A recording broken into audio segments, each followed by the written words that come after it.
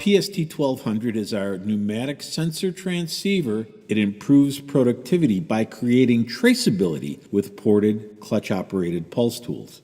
PST-1200 is compatible with the Global 400 and Global 400 MP. This powerful combination maximizes your ability to eliminate errors when using clutch-operated pulse tools. It comes in two configurations. There's a battery-powered configuration, part number 10514, and a hardwired configuration, part number 10515. So what makes the PST-1200 so unique? The PST-1200 measures air pressure in the motor compartment of the ported pulse tool. This is where air pressure is most meaningful because the motor compartment is where air pressure has the biggest impact. There are too many variables in an air pressure line between the motor compartment and the other parts of the tool or even the entire air system.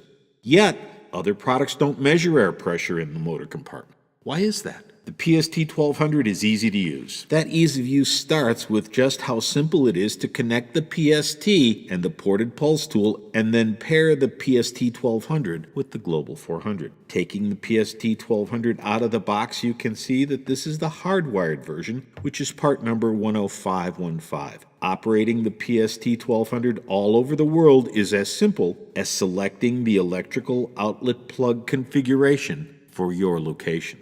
Compress the retention ring on the connector on the end of the blue air tube to remove the connector. Now that the blue air tube has no connector, compress the retention ring on the ported pulse tool and insert the blue tube until it will go no further. The PST-1200 and the ported pulse tool are now connected. At this point, you can plug the PST-1200 into the electrical outlet.